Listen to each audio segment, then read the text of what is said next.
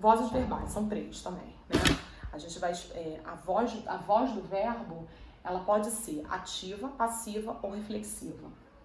A ativa, quando o sujeito pratica ação verbal. A gente chama esse sujeito de sujeito agente. Ele faz, ele pratica a ação desse verbo. Então, os ingleses criaram o futebol. Então, eles praticaram a ação de criar. Logo, voz ativa, porque os ingleses, eles estão funcionando como agentes. Então, voz ativa porque o sujeito é agente, participativo. Ele participa ativamente daquela ação. A passiva é quando o sujeito sofre, ele recebe a ação desse verbo, né? É chamado de sujeito paciente. Então, quando o sujeito ele pratica a ação do verbo, ele é sujeito agente. Quando o sujeito ele sofre a ação do verbo, ele recebe a ação do verbo, ele é um sujeito paciente. A voz passiva pode ser feita de 2 maneiras. A voz passiva verbal, que é a analítica, e a voz passiva pronominal, que é a sintética. Tá? A voz verbal ou analítica, normalmente a gente encontra voz passiva analítica, né? E a mesma coisa que voz passiva verbal, é formada pelo auxílio dos verbos ser, estar, ficar mais o particípio. Ou seja, você tem a presença de uma locução verbal. Você tem o ser, estar e ficar como verbos auxiliares, mais o verbo que se quer, né? O verbo da ação no particípio, que são aquelas terminações ida que a gente já tinha falado. Então, por exemplo, o futebol foi criado pelos ingleses, né? O futebol foi criado, ou seja, ele sofreu a ação de ser criado. Então, o futebol é um sujeito paciente, tá? Por que aqui a voz passiva? Porque o futebol é um sujeito paciente. Nós temos aqui uma locução verbal formada por um verbo auxiliar, que é o verbo foi, que é do verbo ser, mais o particípio do verbo criar, né? Criado, terminação ado. Pelos ingleses, a gente chama de pelos ingleses de agente da passiva, que na verdade foram os ingleses que criaram o futebol. Ele está funcionando como o agente da passiva aqui. Por que ele é o agente da passiva? Porque ele está agindo dentro da voz passiva. Observação, muito importante. Verbos transitivos indiretos não admitem voz passiva, tá? Para você ter voz passiva, tanto analítica quanto a sintética, o verbo precisa ser transitivo direto. É aquele que transita diretamente, não esbarra em preposição. Então, você não consegue fazer a transposição de voz da ativa para passiva, da passiva para ativa, quando o verbo for transitivo indireto. Só se ele for transitivo direto. Então, por exemplo, precisa-se de operários. Eu preciso de operários. Eu tenho 2 construções com o verbo precisar, né? A gente sabe que o verbo precisar, ele é um verbo transitivo indireto, porque ele precisa transitar, só que ele esbarra na preposição de, né? Preciso de que. Então, existe a preposição de nas 2 ocorrências, né? Aqui, preciso de operários, eu tenho um sujeito indeterminado, preciso de quem precisa, não sei, né? Verbo transitivo indireto, mais a partícula ser com o objeto indireto aqui. E eu preciso de operários, aqui eu tenho um sujeito simples, né? E do mesmo verbo, que é o precisar de operários. Eu não posso transformar isso aqui em numa voz passiva. Não posso. Por exemplo, eu não posso dizer precisa-se de operários é precisado. Essa construção não existe. A mesma coisa. Eu preciso de operários é precisado por mim. Também não existe essa construção. Mas por que não existe essa construção? Porque o verbo precisar é transitivo e indireto. Nesse caso, eu consigo. O futebol foi criado pelos ingleses. Os ingleses criaram o futebol. Ok. Problema zero. Por quê? Porque criar é um verbo transitivo direto. Quem cria, cria alguma coisa. Tá? É importante a gente falar sobre isso, por quê? Porque algumas ocorrências vêm lá com essa transposição de voz ativa e passiva para verbos transitivos indiretos. E isso não é possível, tá? Fazer transposição para voz passiva. Então, quando você tem o verbo transitivo indireto, a voz é automaticamente ativa, não pode ser passiva. Voz passiva pronominal ou sintética. Pronominal ou sintética é aquela que o sujeito continua sendo paciente, ele está recebendo a ação do verbo, só que eu tenho um pronome apassivador, que é a partícula ser, a gente chama de partícula passivadora ou pronome apassivador. Então, para existir uma voz passiva pronominal ou sintética, você precisa obrigatoriamente ter a partícula ser.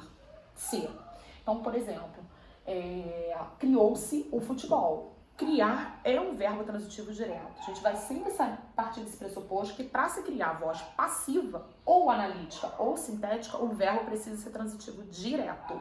Então, Criou-se o futebol é a mesma coisa quando eu transmuto, eu faço a transmutação de voz e falo, o futebol foi criado. Então, o que foi criado? O futebol. Então, o futebol está recebendo, está sofrendo a ação de ser criado. A diferença da passiva pronominal para a analítica é que na analítica normalmente se sabe quem foi o agente, quem foi que praticou, na verdade, aquela ação na ativa, diferente da sintética. A sintética a gente não sabe, não se identifica quem foi que, na verdade, praticou aquela ação na voz ativa. Quando você diz criou-se o futebol foi criado. Existe o sujeito, que é o futebol. Só mas o futebol foi criado por quem? Não sei. Então, na verdade, quem pratica essa ação aqui de criar o futebol, a gente não consegue identificar. Se eu digo o futebol foi criado pelo João, aí sim, eu tenho o criador do futebol, que foi o João. Então, para existir voz passiva, o verbo precisa ser transitivo direto. Para ter voz passiva sintética ou pronominal, precisa-se do verbo transitivo direto flexionado de acordo com o sujeito. Por exemplo, se aqui fosse um sujeito no plural, teria que ser criaram-se, porque é uma regra de concordância verbal. O verbo concorda com o sujeito. Então, se eu tenho um sujeito no plural, eu tenho que ter um verbo no plural e mais a partícula ser, tá? E por último, a voz reflexiva, que é aquela voz quando o sujeito pratica e sofre a ação do verbo ao mesmo tempo. O sujeito é chamado de agente paciente, porque ele pratica e ele sofre essa ação. A voz reflexiva está dividida em duas. A reflexiva, quando o sujeito pratica e sofre a ação, e a voz reflexiva recíproca, quando há reciprocidade, ou seja, dois elementos. Então, por exemplo, ele se queimou, ou seja, ele queimou a si mesmo. Então, ele praticou a ação de queimar ele mesmo. Então, quando é a si mesmo, a voz é reflexiva. Eles se odeiam, ou seja, não existe a si, existe uma reciprocidade. Eles se odiando. Então, quando existe essa reciprocidade, ou seja, um ao outro, existe a voz reflexiva recíproca. Tá? Então, quando a gente falar de voz reflexiva, a gente vai pensar reflexiva quando é a si, e voz reflexiva recíproca quando é um ao outro. Tá? Tempos compostos. É importante a gente falar de tempos compostos porque muita gente confunde os tempos compostos com locuções verbais. E tempo composto não é locução verbal, tá? São os formados pelos auxiliares ter e haver. Então, é qualquer auxiliar que você vai formar tempo composto? Não. Somente quando você tiver o verbo ter e haver. Então, você tem uma construção com o verbo auxiliar ser, ele vai ser tempo composto? Não, ele vai ser locução verbal. Então, por isso que eu estou colocando aqui tempos compostos, para a gente poder marcar bem o que é tempo composto e o que é locução verbal. Então, são formados pelos auxiliares ter e haver, acompanhados do verbo principal no particípio. Então, você tem o verbo ter e mais o verbo principal no particípio, ou o verbo haver mais o verbo principal no particípio. Usamos os tempos compostos no indicativo, no subjuntivo e nas formas nominais. Não tem imperativo, tá? Atenção, não há os seguintes tempos compostos, presente e nem pretérito imperfeito. Vamos lá, no indicativo. No indicativo perfeito, como auxiliar no presente, ou seja, tenho amado ou ei amado. Observe que essas duas formas estão no presente. Mais que perfeito, com auxiliar no imperfeito. Tinha amado ou havia amado, ou seja, o auxiliar que vai flexionar. E o verbo principal vai ficar no particípio. Futuro do presente, com auxiliar no futuro do presente. Terei amado ou haverei amado. Futuro do pretérito, teria amado ou haveria amado, ou seja, sempre respeitando as desinências dos tempos correspondentes, tá? Subjuntivo, perfeito, com auxiliar do presente, tenha amado ou haja amado. Mais que perfeito, com auxiliar do imperfeito, tivesse amado ou houvesse amado. Futuro, com auxiliar do futuro, tiver amado ou houver amado. Isso tudo aqui está conjugado no subjuntivo. Tá? Quem recebe o modelo de conjugação é o verbo auxiliar. O verbo principal ele se mantém sempre no particípio. Então, quando você encontrar uma ocorrência que você tem verbo ter ou verbo haver funcionando como auxiliar de um verbo principal no particípio, você tem um tempo composto e não uma locução verbal. Tá? Formas nominais, o infinitivo com auxiliar do infinitivo, ter amado ou haver amado, né? Formas de infinitivo, terminação em R, ou gerúndio com auxiliar do gerúndio, tendo amado ou havendo amado, NDO, NDU, configurando o gerúndio, tá?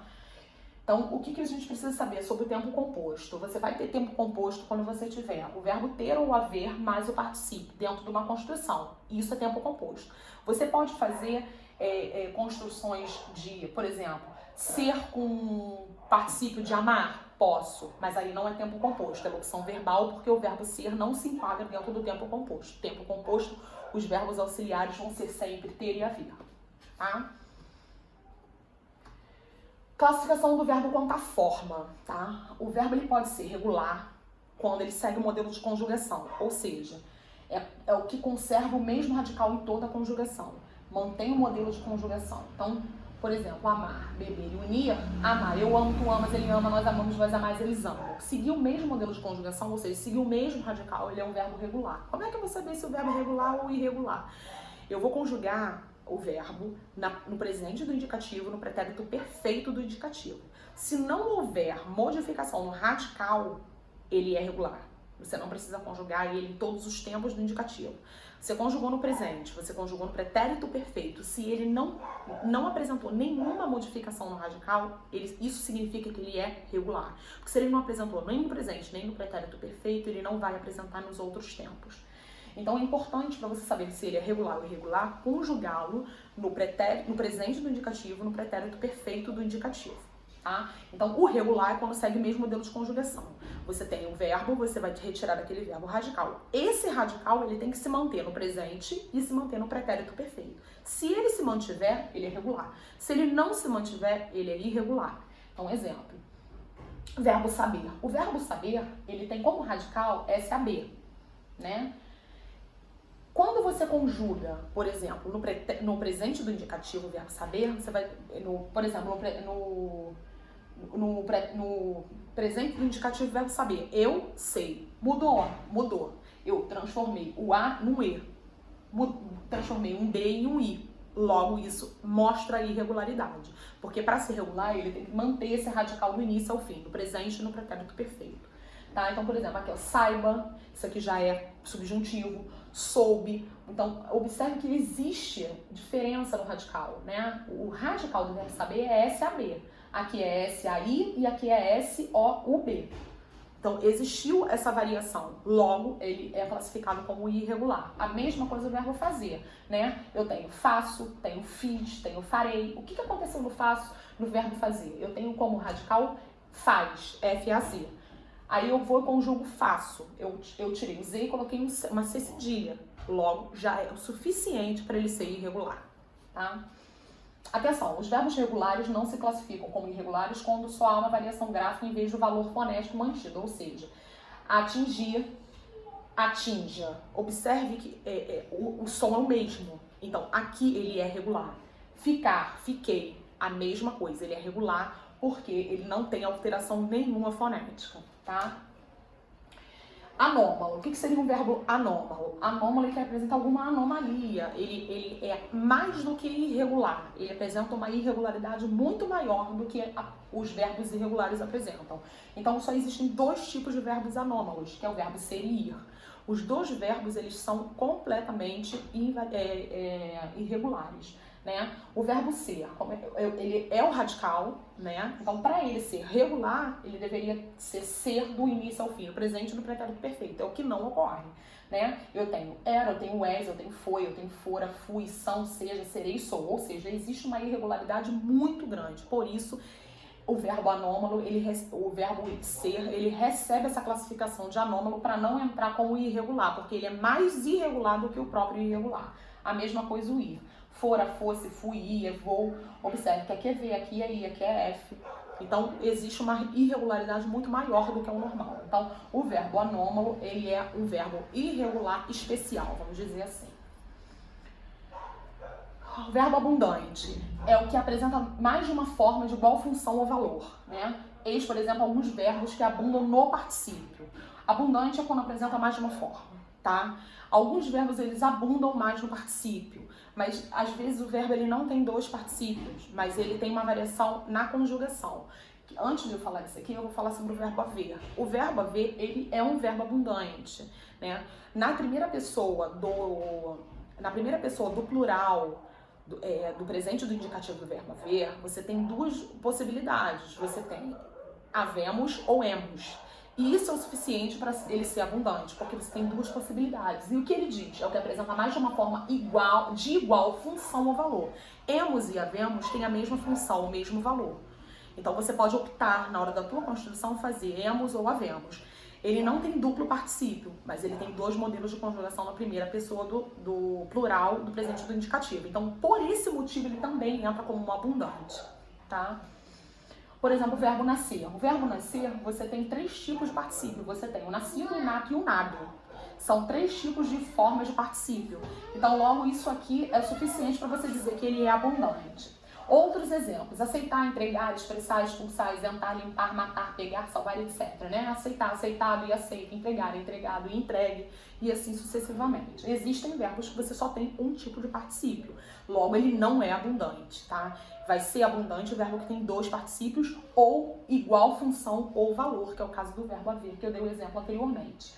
Em relação ao particípio dos verbos abundantes, emprega-se a forma regular, que fica invariável, utilizando os auxiliares ter e haver na voz ativa, né, o que a gente já tinha falado.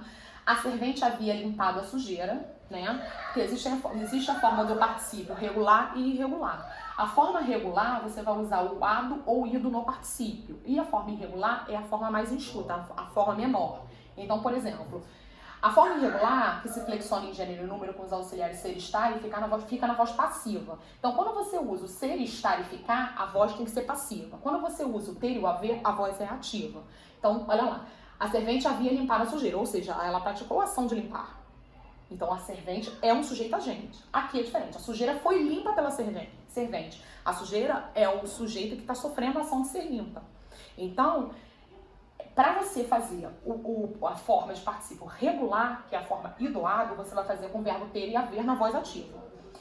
Para você fazer a forma irregular, que é a forma enxuta, que é a forma menor, que não segue nenhum paradigma, você vai fazer com os verbos ser, estar e ficar na voz passiva, ou seja, o sujeito assumindo, né, o papel na ação do verbo.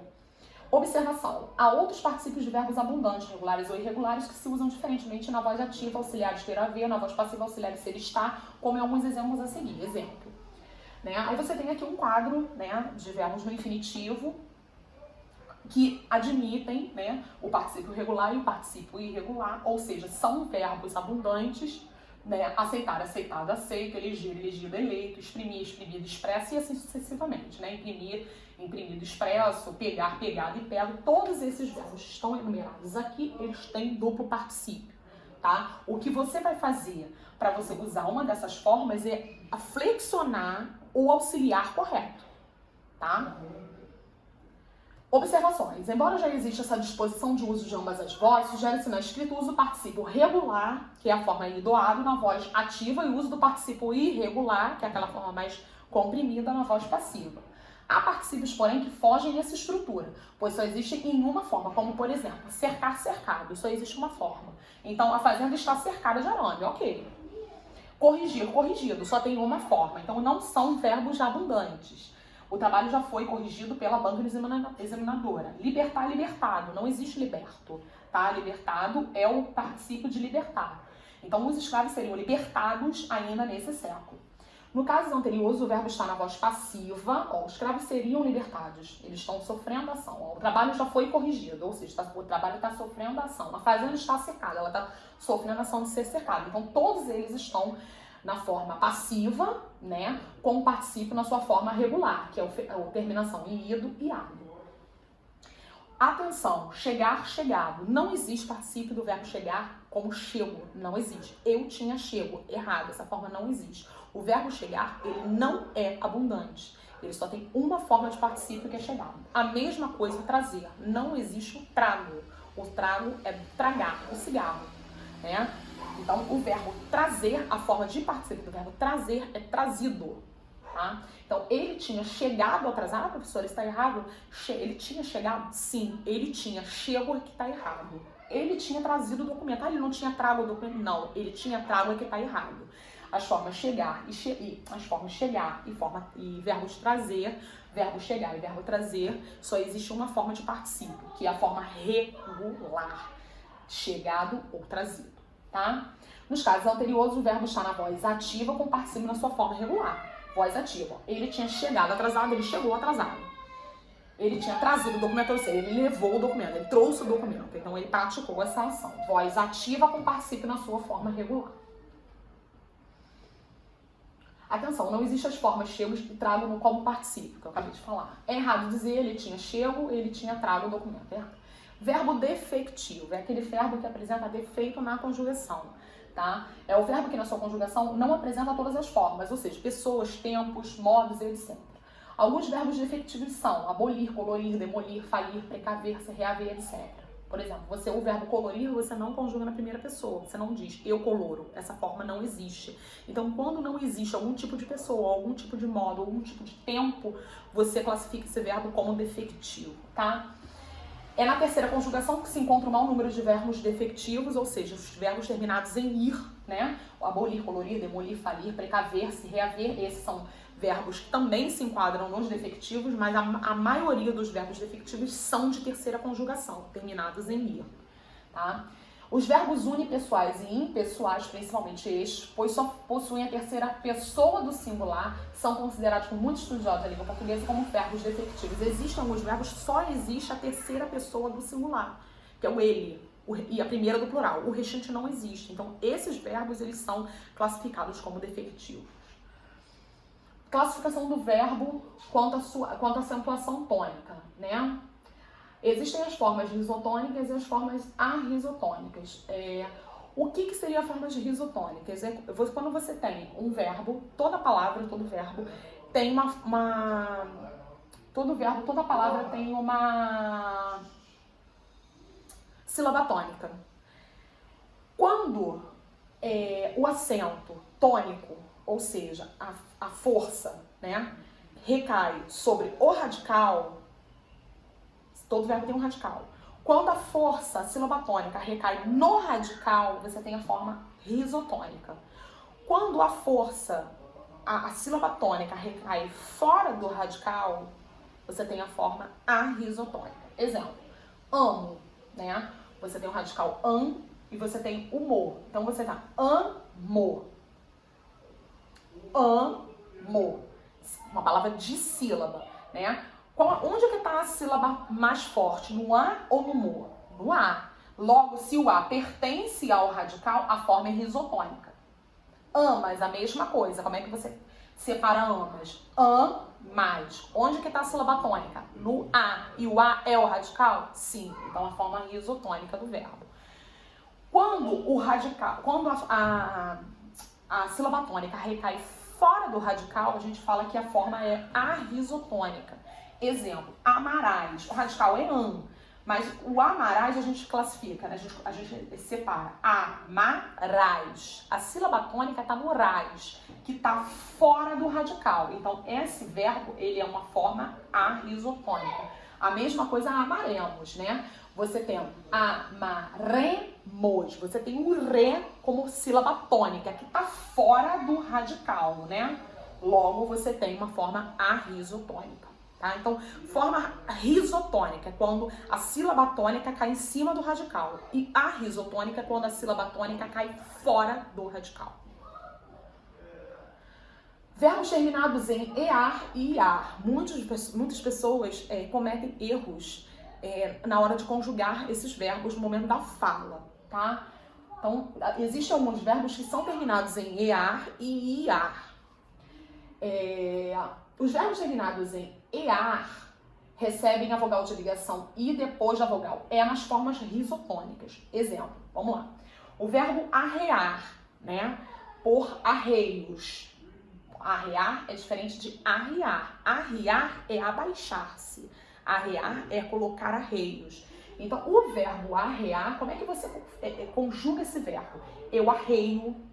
Você coloca um I, que é uma vogal de ligação, depois da vogal E, nas formas risotônicas, na forma que a sílaba tônica está em cima do radical.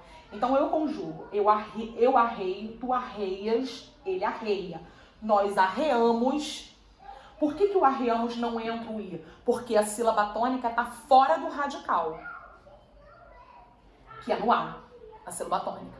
Então você não coloca o i. Mesma coisa arreais. Arreais. A mesma coisa. Não existe a forma risotônica nessas duas pessoas. Aqui é a forma arrisotônica. Logo você não vai colocar o i. E a mesma coisa se repete na terceira do plural. Eles arreiam. Então essa é a forma correta de conjugar o verbo arrear. Ou qualquer outro que seja terminado em ear. Presente subjuntivo, eu arrei, que eu arreie, que tu arreies, que ele arreie, que nós arreemos, que vós arreis, que eles arreiem. Primeira, segunda e terceira pessoa do singular, todas elas são formas risotônicas, logo tem que levar o i. Terceira do plural, forma risotônica, logo tem que levar o i. Primeira e segunda do plural, forma arrisotônica, não deve levar o i. Os verbos terminados em iar são normalmente regulares. Ele é regular, mantém a regularidade. Então, o verbo arriar, por exemplo. Eu arrio, tu arrias, ele arria, nós arriamos, vós arriais, eles arriam. Seguir o modelo de conjugação.